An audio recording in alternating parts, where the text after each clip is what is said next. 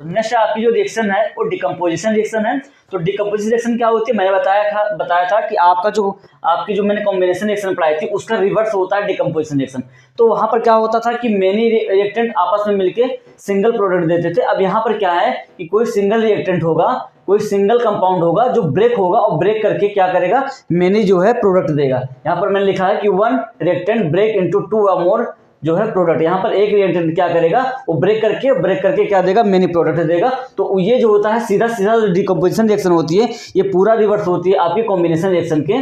तो ये आपको ध्यान में रखना है। अब क्या हुआ कि देखिए आपको कॉम्बिनेशन रिएक्शन में आपको एग्जांपल दूं, जैसे आपको एग्जांपल दूं, क्या एग्जांपल यहाँ मैं दे देता हूँ। देखिए ये है वन, जैसे आपका है कैल्शियम कार्बोनेट। अभी आपने पीछे कॉम्बिनेशन रिएक्शन में पढ़ा था।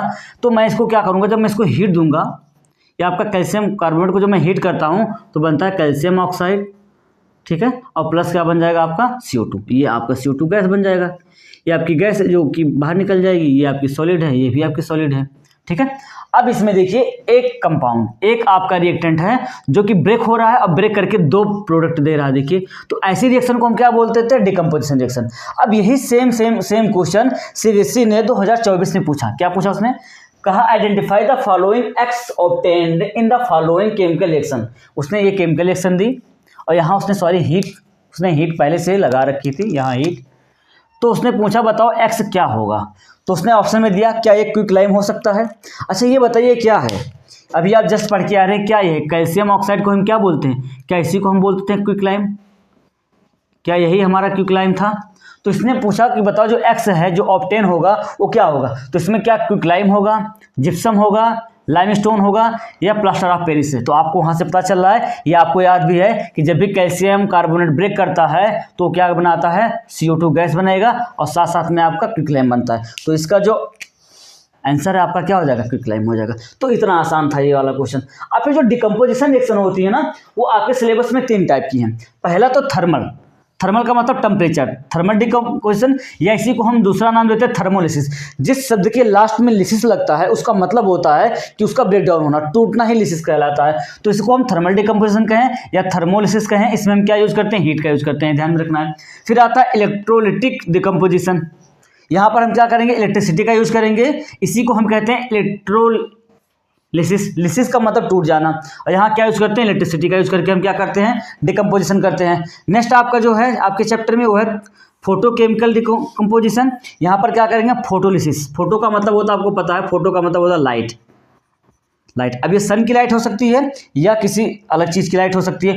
तो ये फोटोलिसिस जो होती है उसमें किस में यूज करेंगे, सनलाइट का यूज करके। मेनली सनलाइट ही आप में किया जाता है, आपके सिलेबस में मेनली सनलाइट है। बाकी वैसे भी और रिएक्शन होती है, जो बहुत सारी रिएक्शन होती है विदाउट सनलाइट की होती है, लाइट की प्रेजेंस में होती है, कोई जरूरी नहीं है कि सनलाइट हो। तो ये आपको ध्यान में रखना। अब हम क्या करेंगे, एक एक रिएक्शन के बारे में डिटेल पढ़ते जाएंगे और जो प्रीवियस ईयर क्वेश्चन आए उसको करते जाएंगे। तो आप देखते रहिए। थर्मल डिकम्पोजिशन, तो थर्मल डिकम्पोजिशन में क्या लेते हैं, थर्मोलिसिस के बात अगर हम बात करेंगे तो थर्मल डिकम्पोजिशन में हमारा क्या है, जैसे मैंने कहा कि यहाँ हम क्या करेंगे, टेम्परेचर का यूज करेंगे और टेम्परेचर का यूज करके हम यहाँ डिकम्पोजिशन करना है।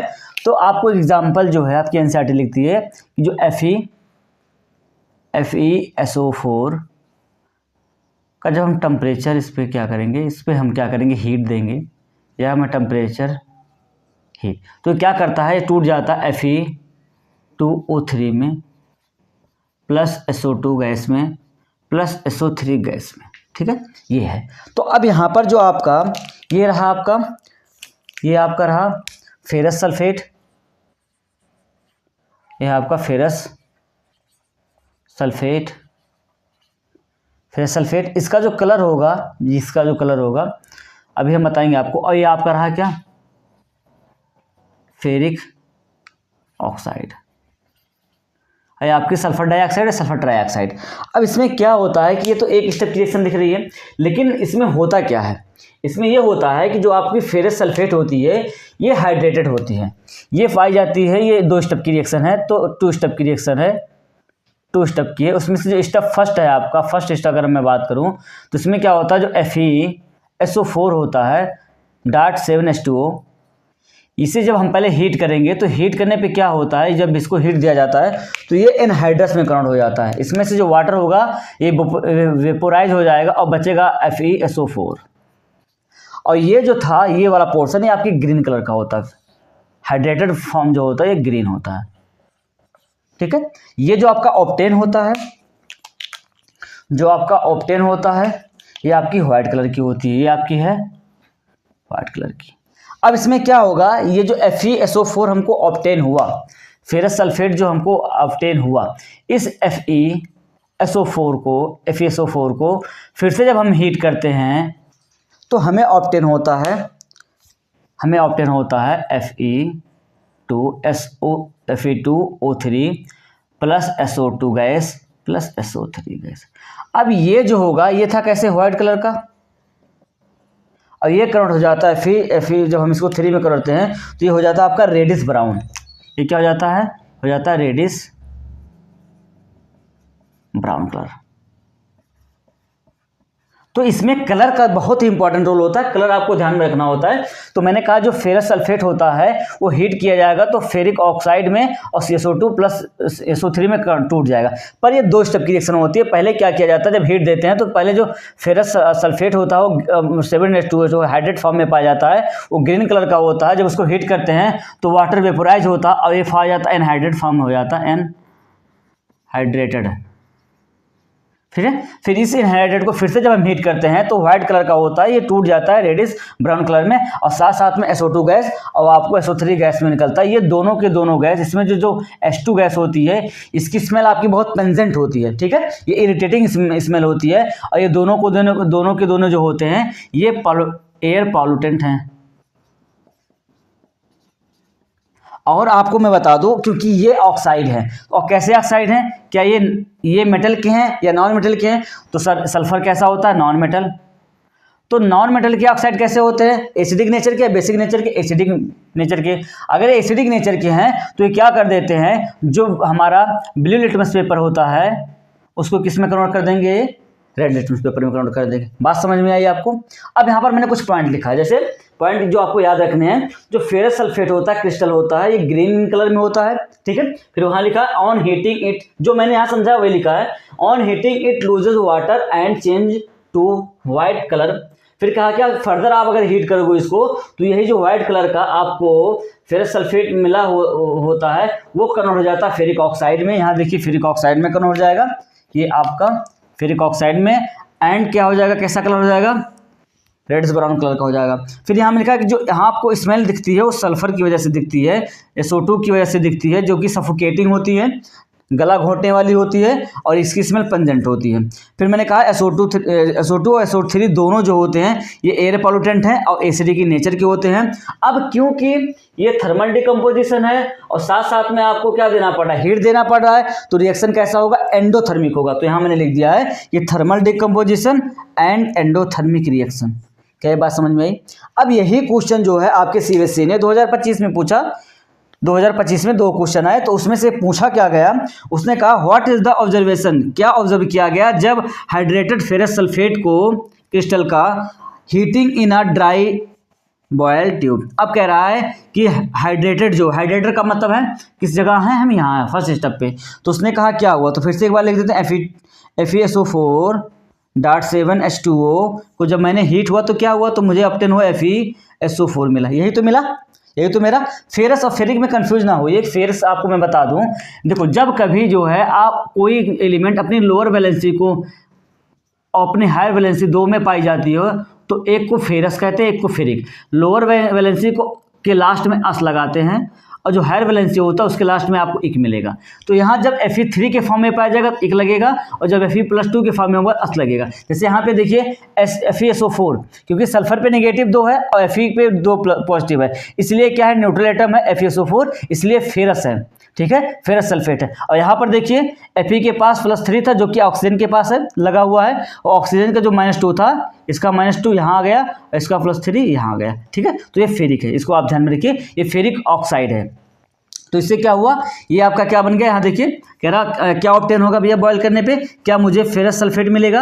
अब कह रहा है give the balance chemical equation of the reaction that occurs. अब इसका कह रहा है कि आप क्या करिए, बैलेंस केमिकल इक्वेशन आपको देना है, ऑब्जर्वेशन करिए और बताइए कि क्या होगा। तो लास्ट में यहाँ तो रुकेगा नहीं, फिर ये आपस में क्या करेगा, फिर से टूटेगा, FeSO4 फिर टूट जाएगा, फिर हिट दिया जाएगा तो कन्वर्ट हो जाएगा Fe2O3 प्लस SO2 और प्लस SO3 में। अब ये आपका जो ऑब्टेन हुआ है, यही आपका जो ऑब्टेन हुआ Fe, ये क्या था Fe2O3 जो आपकी ऑब्टेन हुई है, ये कैसा नेचर का है? क्या ये आपका इसमें देखिए, आप इसको आप ध्यान से देखिए, तो क्या जो फेरिक ऑक्साइड है, इसी को मैं कह रहा हूँ फेरिक ऑक्साइड, यही तो आपका है फेरिक ऑक्साइड, यही आपका फेरिक ऑक्साइड है, और sulphur dioxide and sulphur trioxide gas निकल जाती है। तो ये आपका CBSE 2025 का क्वेश्चन है। अब नेक्स्ट जो है, list the possible resource of energy required in decomposition reaction. कह रहा है कि आप बताइए कुछ पॉसिबल सोर्स बताइए जो कि डिकम्पोजिशन रिएक्शन के लिए इंपॉर्टेंट होती हैं, उसके बारे में आप बताइए। तो अब यहाँ पर आप इस चीज़ को देखिए कि इसमें जो बोल रखा है कि list the possible source of reaction. तो भैया पहला मैंने आपको बताया कि जो थर्मल डिकम्पोजिशन होती है वो 3 टाइप की है। पहला तो आप क्या, हीट, दूसरा आपने क्या लिखा, इलेक्ट्रिसिटी, तीसरा आपने क्या लिखा था, सनलाइट। तो क्या ये लिस्ट होंगे तीनों? एनर्जी क्या कहाँ से डिकम्पोजिशन के लिए यूज हो सकती है? या तो आप फीड दीजिए थर्मल, या तो आप इलेक्ट्रिकल इलेक्ट्रोलिसिस करिए, या तो आप क्या करिए, सनलाइट में फोटो इलेक्ट्रिक डिकम्पोजिशन करिए। तो ये तीनों के तीनों। अब फिर कह रहा है stated any one with a suitable example, कोई एक बताइए सुटेबल एग्जाम्पल के तौर पे। तो मैं एक आपको दिखा, एक तो आप इसको लिख सकते हैं, एक इसमें से आप लिख सकते हैं। दूसरा देखिएगा, मैं एक एग्जाम्पल आपको और दिखा रहा हूँ, आपकी रही लेड नाइट्रेट PbNO3 का होल टॉइस। जब इसे आप हीट करते हैं तो ये कन्वर्ट होता है PbO प्लस NO2, ठीक है, प्लस ऑक्सीजन। अब यहाँ पे आप देखिएगा, आप इसको देखिएगा, जो Pb लेड नाइट्रेट है, ये आपका जो ऑब्टेन होता है, ये है क्या, यह है लेड ऑक्साइड, ये क्या है, लेड नाइट्रेट, लेड नाइट्रेट, ठीक है। ये आपकी क्या है, नाइट्रोजन डाइऑक्साइड गैस, और ये आपकी ऑक्सीजन है। अब ये जो कलर PbO होती है, इसका जो कलर होता है, मैं कहा इस चैप्टर में मेन इंपॉर्टेंट कलर का है, ये येलो होगा। ये कैसा होता है, येलो कलर का। और ये जो NO2 निकला है, नाइट्रोजन डाइऑक्साइड, इसका भी कलर आपको ध्यान में रखना है। इसका जो कलर होता है, ये आता है ब्राउन कलर। कैसा है, ब्राउन कलर, ठीक है। ये आपको बात समझ में आई, ठीक है। ये आपका येलो कलर का मिलता है, ये आपका किसका मिलता है, ब्राउन का। और जो लेड नाइट्रेट होता है, ये खुद किस कलर का होता है, ये खुद व्हाइट कलर का होगा।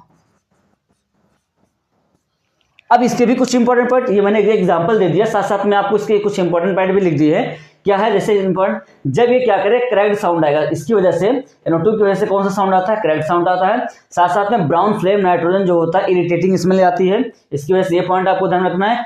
येलो सॉलिड जो है, ये जो ऑब्टेन हुआ है, कैसा है, सॉलिड, ये भी सॉलिड ही था, ये भी आया है सॉलिड, ये तो गैस है, ये भी गैस है, ठीक है।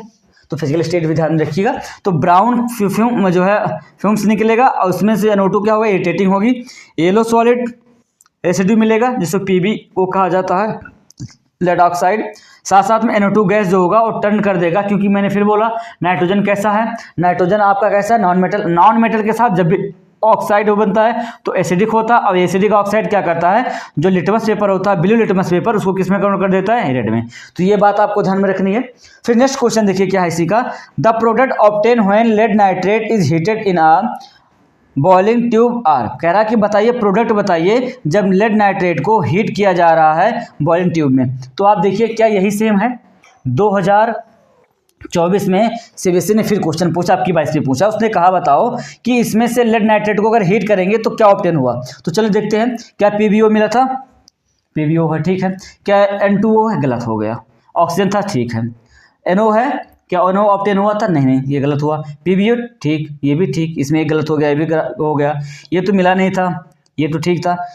NO2 मिला था, देखिए NO2 आया, PbO आया, PbO भी है, ऑक्सीजन भी है। तो क्या है आपका डी ऑप्शन राइट हो जाएगा। तो इसी टाइप के ऐसे ही क्वेश्चन ही बनते हैं। बस आपको क्या है, केवल आपको जो प्रीवियस ईयर वाले क्वेश्चन है उसको ध्यान में देखिए, और जो मैं आपको बता रहा हूँ, जो इंपॉर्टेंट मैं यहाँ रिएक्शन केमिकल लिख रहा हूँ, इसको आप जो है कॉपी कलम लेके बैठिए, रिएक्शन को लिखिएगा तभी याद होंगे, वरना वहाँ पर आप बैलेंसिंग भी नहीं कर पाएंगे और साथ साथ आपको दिक्कत होगी। अब यहाँ जैसे आपको बैलेंसिंग में बता देता हूँ, देखिएगा कि यहाँ 2 था, अगर क्या मैं यहाँ 2 लगा दूँ तो क्या ये बैलेंस हो जाएगा, देखिए दो सल्फर, दो फेरस और 6 जो होंगे 8 आपके ऑक्सीजन हो गए, तो 3 यहाँ से हो गए, 3 इधर से हो गए, 6 और 2 8। क्या है बैलेंस्ड है। यहाँ इसको भी बैलेंस कर लीजिए। देखिए Pb क्या है, PbNO2। अब नाइट्रोजन यहाँ पर कितना 2 है, नाइट्रोजन यहाँ पर क्या है 1 है, तो इसको भी आपको बैलेंस। अगर आपको बैलेंसिंग नहीं आ रही है तो शिव भैया ने आपके पहले आपको बैलेंसिंग रिएक्शन जो है बता दी है, यूट्यूब पर उसकी वीडियो है, आप उसको देखिएगा। वहाँ मैंने 4-5 रिएक्शन करा रखी है, तो आप उसको अच्छे से समझ के जब आएंगे तो आप सारी रिएक्शन अपने आप बैलेंस कर लेंगे। तो वहाँ पर आप एक बार विजिट जरूर करिएगा। अब यहाँ पे देखिए नाइट्रोजन 2 है, तो मैं यहाँ क्योंकि अब मुझे वो मैं बताऊंगा नहीं, इसलिए मैं आपको समझा दे रहा हूँ। अब यहाँ पर नाइट्रोजन 2 करने के लिए आपको क्या यहाँ 2 लगाना पड़ेगा, क्या आप 2 लगाएंगे। अब जैसे आप यहाँ 2 लगाएंगे, अब नाइट्रोजन 4 हो गया, तो क्या आपको यहाँ 4 रखना पड़ेगा। अब देखिए बैलेंस है क्या यहाँ पे आपके नाइट्रोजन 2 यहाँ से 2 यहाँ 4 नाइट्रोजन 4 हो गया। Pb कितना है, Pb2 है, तो क्या यहाँ Pb2 के स्थान पे यहाँ भी 2 लगाना पड़ेगा। अब देखिए ऑक्सीजन को बैलेंस करिए केवल। अब ऑक्सीजन 3 2 6 यहाँ हो गया, देखिए। अब इधर कितना हो गया, 6 2 12 है। अब देखिए क्या यहाँ ऑक्सीजन कितना है, 4 2 8, 8 2 10, और यहाँ देखिए ऑक्सीजन। तो कहने का मतलब क्या है कि आपकी जो रिएक्शन है ये आपको बैलेंस, आप केवल ऑक्सीजन ही बन रही है, वो आपकी बैलेंस रिएक्शन हो गई। समझ में आई बात। तो अगर ये आपको थर्मल डिकम्पोजिशन ये आपका ये समझिए कि इंपॉर्टेंट है, बहुत ही इंपॉर्टेंट है, इसको आप जरूर ध्यान में रखिए। हो सकता है क्योंकि इससे बहुत बार क्वेश्चन रिपीट हुए हैं, तो संभावना भी है कि 2026 में भी इससे क्वेश्चन रिपीट हो सकते हैं। अब मैं अलग जो है नेक्स्ट वाला पोर्शन बताऊंगा थर्मल डिकम्पोजिशन का ही मैं नेक्स्ट वाला बात करने जा रहा हूँ, तो उसके बारे में आप देखिए। हाँ, तो ये हम लोग अब पढ़ने जा रहे हैं इलेक्ट्रोलिटिक डिकम्पोजिशन या इलेक्ट्रोलिसिस। हमने इससे पहले पढ़ लिया है अभी फर्स्ट वाला पोर्शन। तो अब सेकेंड वाला पोर्शन क्या है कि मैंने क्या किया, एक जो है ये मैंने एक बीकर लिया, उस बीकर में मैंने एक एनोड एक कैथोड 2 रॉड ले लिया, और उसको जो है मैंने क्या किया कि आप जानते हैं कि जो आपका कैथोड होता है, कैथोड जो होता है निगेटिव टर्मिनल है, और जो आपका एनोड है ये पॉजिटिव टर्मिनल है। तो इस हिसाब से मैंने बैटरी अटैच की। अब क्या करेंगे, क्योंकि हम जो है बैटरी के थ्रू अब इसमें जो वाटर है उसका क्या है लिसिस कराना है, उसको तोड़ना है, वाटर को फिर से हाइड्रोजन और ऑक्सीजन में तोड़ देना है। तो इसके लिए हम क्या करेंगे, करंट पास करेंगे। तो करंट पास जो करेंगे उसकी वजह से इलेक्ट्रिसिटी जो जनरेट होगी उसी से क्या होगा, तो जो है वाटर, जैसे हमारा है वाटर H2O, जब इसमें हम क्या करेंगे इलेक्ट्रिक करंट पास करेंगे, ये रहा इलेक्ट्रिक करंट, इसमें इलेक्ट्रिक करंट पास होगा तो ये hydrogen gas plus oxygen gas में टूट जाएगा। तो यहाँ इसको बैलेंस करने के लिए 2 यहाँ लगा देता हूँ और 2 यहाँ, तो ये क्या होगा टूट जाए। लेकिन ध्यान में ये रखना है कि अब यहाँ पे क्योंकि आप जानते हो कि कैथोड क्या होता है हमारा निगेटिव, तो निगेटिव अब ऑक्सीजन, और हम अगर हाइड्रोजन में बात करें तो हाइड्रोजन क्या होगा ऑक्सीजन के रिस्पेक्ट में, ये प्लस होगा पॉजिटिव होगा। तो जो हाइड्रोजन होगा वो आपकी क्या होगा, ये जो आपकी कैथोड होगा यहाँ पर हाइड्रोजन गैस क्या होगी, यहाँ पर हाइड्रोजन गैस क्या होगी लिबरेट होगी, और एनोड पे क्या जाएगा, एनोड पे क्या जाएगा ऑक्सीजन गैस, O2 गैस चली जाएगी। क्या ये बात समझ में आई, क्या ये बात समझ में आ रही। अब आपको जो है अब ध्यान में ये रखना है कि जो हाइड्रोजन और ऑक्सीजन का जो रेशियो आपको मिल रहा है, वॉल्यूम का जो रेशियो मिलता है इनके, वो मिलता है आपका कितना, वॉल्यूम का अगर रेशियो देखें तो 1:2 आपको 2 मिलेगा। जो वॉल्यूम का रेशियो आप देखेंगे, वॉल्यूम अगर देखेंगे 2 हाइड्रोजन और 1 ऑक्सीजन 2 लिखे मिलेगा, ये वॉल्यूम का रेशियो है। और अगर इनके मास की बात करेंगे तो अगर हम मास की बात करेंगे तो मास जब हम बात करते हैं तो हाइड्रोजन कितना होता है, अगर हम मास की बात करें इनके तो हाइड्रोजन 1 हो जाएगा एटॉमिक मास, और ऑक्सीजन का कितना होता है, ऑक्सीजन का कितना होता है 8। तो ये इनका वॉल्यूम एंड मास का जो है रिलेशनशिप भी देखने को मिल जा रहा है। तो इलेक्ट्रिसिटी पास करने के बाद क्या हो रही, मैं यहाँ पर आपको लिखा हूँ आप देखिएगा।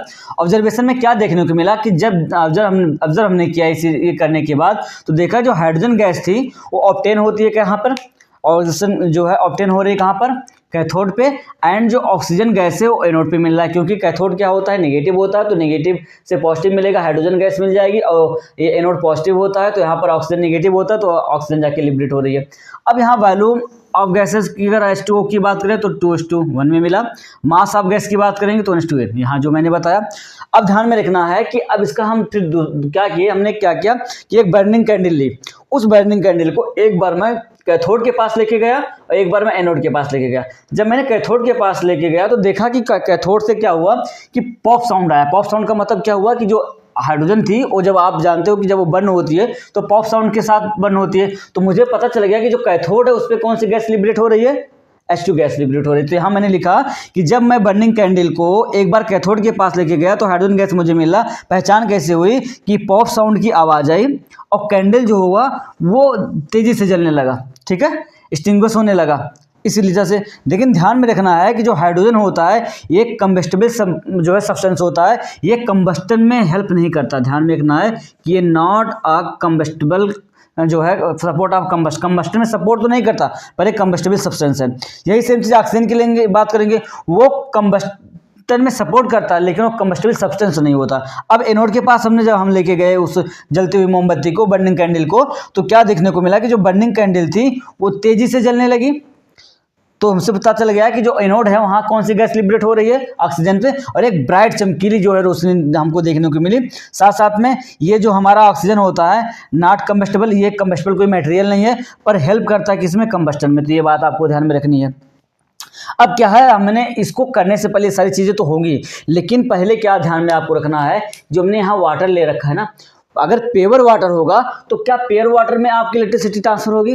क्या इलेक्ट्रिसिटी यहाँ पर जो है प्योर वाटर में कंडक्ट होगी? नहीं होगी। तो उसके लिए हम क्या करते हैं, इस बीकर में हम क्या करेंगे कि हम जो है 2-4 बूंद क्या करेंगे, एसिड डालेंगे। इस बेकर में 2-4 बूंद हम क्या करते हैं, एसिड डालते हैं। अब एसिड डालने से जो प्योर जो है सॉल्वेंट था ये किस में कन्वर्ट हो गया, सोल्यूशन में, ठीक है, ये इसमें क्या आ गया, सोल्यूशन।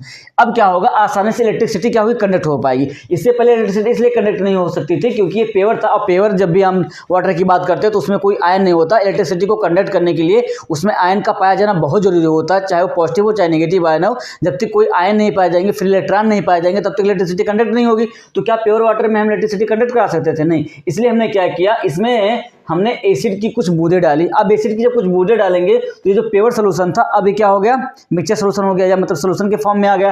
तो यहाँ मैंने वो चीज़ें लिख दी हैं। जो प्योर वाटर था ये पुअर कंडक्टर है, किसका, पुअर कंडक्टर होता है इलेक्ट्रिसिटी का। इसलिए हमने क्या किया, कुछ बूंद जो है ड्रॉप आपने मैंने एसिड यूज किया, ऐड कर दिया।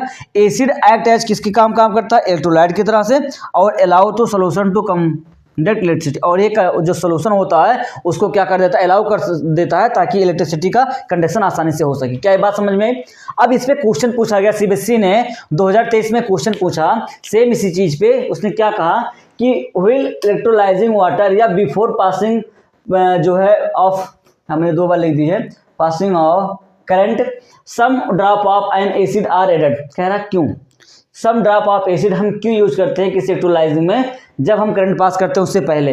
तो क्यों यूज करते हैं भैया, इसलिए यूज करते हैं क्योंकि जो इलेक्ट्रोलाइजर होता है, वाटर होता है, वो एकदम प्योर होता है, उसमें कोई फ्री आयन नहीं होते हैं, कोई फ्री चार्ज नहीं होता, तो वो इलेक्ट्रिसिटी को कंडक्ट नहीं करेगा। और जब हम उसमें एसिड डाल देंगे तो एसिड की वजह से क्या होगा, ये सोल्यूशन जो होगा मिक्सचर बन जाएगा और ये इसमें फ्री आयन पाए जाने लगेंगे। और फ्री आयन की वजह से अब आसानी से बैटरी के द्वारा जब हम यहाँ से इलेक्ट्रिसिटी भेजेंगे तो आसानी से इलेक्ट्रिसिटी क्या करेगी, कंडक्ट करेगी, और जिससे वाटर का इलेक्ट्रोलिसिस हो पाएगा। तो पहले का आंसर मिल गया। सेकंड क्या कह रहा है कि name the gases liberated at cathode. तो आपको पता है कि कैथोड पे कौन सी गैस निकल रही है, कैथोड पे कौन सी गैस आ रही है, हाइड्रोजन, एंड एनोड पे कौन सी गैस आ रही है, ऑक्सीजन। ये भी क्वेश्चन समझ में आ गया। फिर कह रहा है right the relationship between the volume of gases collected at anode and the volume of gases collected at cathode. तो क्या हम वॉल्यूम का रिलेशन यही तो दिखा रहे हैं कि क्या आएगा, 2:1 आएगा। अगर मास का भी पूछता तो क्या हम लिखते 1:8। यही इसका रिलेशन हो गया। आपसे पूछा केवल ये है तो आप केवल इतना तरीका ये सीबीएसई 2023 का क्वेश्चन आया हुआ है, सेम क्वेश्चन। अब मैंने इलेक्ट्रोलाइटिक डिकम्पोजिशन के बाद जो आपकी नेक्स्ट डिकम्पोजिशन रिएक्शन बचती है वो होती है फोटोकेमिकल डिकम्पोजिशन रिएक्शन। अब फोटोकेमिकल डिकम्पोजिशन का मतलब होगा कि मैंने क्या कहा था, यहाँ क्या यूज करना है, सनलाइट का यूज करना है। ये सनलाइट का यूज करके होगा। और यहाँ हम क्या यूज करते थे, इलेक्ट्रिसिटी का यूज करते थे। अब इसमें क्या होगा कि जैसे मैं आपको दिखाऊं कि आपका जो AgCl है, AgCl जो होगा जब इसके ऊपर सनलाइट पड़ती है ना तो Ag और प्लस Cl में ब्रेक कर जाता है। तो Ag प्लस Cl में ब्रेक कर जाता है, इसलिए ब्रेक कर जाता है ये सनलाइट जब यहाँ पड़ती है, सनलाइट जब इस एक्सपोजर में आती है तो टूट जाता। अब AgCl खुद जो होती है, AgCl जो है ये खुद है अपना वाइट कलर की, ये वाइट कलर की होती है, लेकिन जब ये टूटती है तो ग्रे में हो जाती है, ये ग्रे कलर की हो जाती है। तो इसलिए हम क्या करते हैं कि जो भी AgCl को जिस बोतल में रखते हैं हम हमेशा कोशिश करते हैं कि उस बोतल को ब्लैक लें या उसकी कवरिंग हम किससे कर दें, ब्लैक से कर दें। तो यहाँ पर जो फोटोलिटिक डिकम्पोजिशन होता है, जब AgCl सनलाइट की प्रेजेंस में आता है तो वो क्या हो जाता है, Ag और प्लस Cl में एक जो है कन्वर्ट हो जाता है, गैस से बाहर निकल जाएगी और ये जो Ag बचती है वो कैसे कलर की होती है, ग्रे कलर की होती है। अब इसको जब हम चाइना डिस्क में रखते हैं और एक्सपोज नहीं करते, हमारी यही चाइना डिस्क, मान लीजिए कि ये चाइना डिश है। अब इसमें हम क्या करते हैं, इसमें हम AgCl रखते हैं और AgCl रखने के बाद हम क्या करते हैं इसे, अगर ये एक्सपोज नहीं है, अगर ये एक्सपोजर इसका नहीं है तो ये कैसा होगी, वाइट कलर की होगी। लेकिन अगर इसका हम एक्सपोजर करा दें सनलाइट से, अब यहाँ मैंने क्या किया, सनलाइट से इसका एक्सपोजर करा दिया। जब आप सनलाइट से एक्सपोजर करा देंगे तो यहाँ से क्या होगा कि ये जो व्हाइट कलर होता है ये कन्वर्ट हो जाता है आपका ग्रे में। तो ये आपको ध्यान में रखना है, ठीक है। इसलिए जब भी हम AgCl को या सेम चीज़ AgBr के साथ अगर करेंगे, सेम वही AgBr भी करता है। अगर यहाँ एक लेसन और हम आपको दिखाएं AgBr का भी, ठीक है, तो भी अगर सनलाइट आप लगाएंगे, सनलाइट का अगर आप यूज करते हैं तो उसमें क्या होगा, ये Ag2 प्लस Br2 में ये कन्वर्ट हो जाता है सेम। अब इन दोनों रिएक्शन का हम यूज करते हैं, इन दोनों का फोटोलिटिक डिकम्पोजिशन का रिएक्शन करते हैं जब हमको जो है ब्लैक एंड व्हाइट फोटोग्राफी करनी होती है तो इसका हम यूज कर लेते हैं। तो मैंने यहाँ कुछ पॉइंट नोट लिखे हैं जो आपको ध्यान में लिखना है। This is why AgCl and AgBr are kept in black colour बोतल। क्यों रखा जाता भैया, मैंने कहा इसलिए रखा जाता है ताकि वो क्या हो, लाइट से एक्सपोजर में ना आए। अगर वो लाइट के एक्सपोजर में आ जाएगा तो क्या AgCl बचेगा, क्या ये व्हाइट कलर बचेगा, नहीं बचेगा, वो फिर से Ag में टूट जाएगा। इसी वजह से हम जब इसको पैक करते हैं तो हम ब्लैक कलर की बोतल का यूज़ करते हैं ताकि ये जो है फोटोलिटिक डिकम्पोजिशन से बचाया जा सके। दूसरा है इसका यूज कहाँ किया जाता है, use in black and white photography में। ध्यान में रखना, दोनों इंपॉर्टेंट बात है, दो ही मैंने बहुत ज़्यादा, मैंने यहाँ जितना भी मैंने आप लोगों को पढ़ाया बताया है, बहुत पॉइंट मैंने नहीं लिखा है, मैंने वही पॉइंट लिखाए हैं जो कि इंपॉर्टेंट और जो आए हुए हैं और जो कि आने की संभावना जिनकी है। फिर नेक्स्ट क्वेश्चन क्या कह रहा है कि silver chloride keeped in a China disc. कह रहा है सिल्वर जो क्लोराइड है उसको हम कहाँ रख रहे हैं, चाइना डिस्क में। टर्न ग्रे इन सनलाइट, अगर उसको हम सनलाइट की प्रेजेंस में डालते हैं तो किस में कन्वर्ट हो जाता है, ग्रे में, ठीक है, ग्रे कलर में कन्वर्ट हो जा रहा है। बात सही है। पहली बात कह रहा है कि write the colour of silver chloride when it make it the china disc. कह रहा है कि बताइए सिल्वर क्लोराइड का कलर बताइए जब उसे कहाँ रखा गया हो, चाइना डिस्क में। तो क्या सिल्वर क्लोराइड का कलर आपका कैसा था, क्या व्हाइट था ना, यही तो था, ये क्या व्हाइट कलर की थी, तो इसका आंसर क्या हो गया, व्हाइट कलर, ठीक है। नेक्स्ट क्या कह रहा है कि name the type of chemical reaction taking place and right the chemical equation for the reaction. कह रहा है कि नेम लिखिए भैया, तो नेम क्या हो गया, फोटोलिटिक डिकम्पोजिशन हो गया। और आप रिएक्शन लिखना चाहें तो क्या यही रिएक्शन लिख सकते हैं, यही रिएक्शन आप लिख देंगे। यहाँ देखिए AgCl, सनलाइट लगाइए, फिर Ag प्लस Cl2 बैलेंस करिए, ठीक है, बैलेंस करिए, यही आसान हो गया, यही था बैलेंस केमिकल रिएक्शन भी हो गई। Take place write the chemical equation for the reaction के लिए मैंने लिख दिया, ठीक है। कौन सी रिएक्शन है, फोटोलिटिक डिकम्पोजिशन। नेक्स्ट क्या है, क्वेश्चन क्या कह रहा है कि state one use of reaction. इसका यूज बताइए, मैंने क्या बताया, इसका यूज कहाँ किया जाता है, एक एक्स्ट्रा बताइए, use of black and white photography में किया जाता है। State use of one, name of one more chemical reaction can be use for the same purpose. हाँ भैया, ये तो आपका AgCl भी यूज किया जाता है दिस पर्पज के लिए, और आप AgBr का भी यूज कर सकते हैं। तो दोनों का आप जो है आसानी से यूज कर सकते हैं। तो ये आपका जो रहा डिकम्पोजिशन वाला जो पोर्शन था, जिसमें मैंने आपको 3 पढ़ाया। पहले मैंने आपको पढ़ाया था, पहले पोर्शन में हमने आपको पढ़ा दिया था कि जो है थर्मल डिकम्पोजिशन, फिर आपको मैंने बताया कि आपका जो इलेक्ट्रिकल डिकम्पोजिशन, फिर आपको पढ़ाया मैंने फोटोकेमिकल डिकम्पोजिशन। ये तीनों की तीनों जो डिकम्पोजिशन वाली रिएक्शन थी बेहद इंपॉर्टेंट थी, क्योंकि ये कई बार क्वेश्चन जो है आपके बोर्ड में आ चुकी हैं, 2026 में भी आ सकती हैं। तो आप इसको अच्छे से तैयार करें। अगर आपको कोई और क्यूरी है तो आप कमेंट कर सकते हैं, मैं उसके रिगार्डिंग वीडियो जरूर बनाऊंगा। Thank you, bye bye.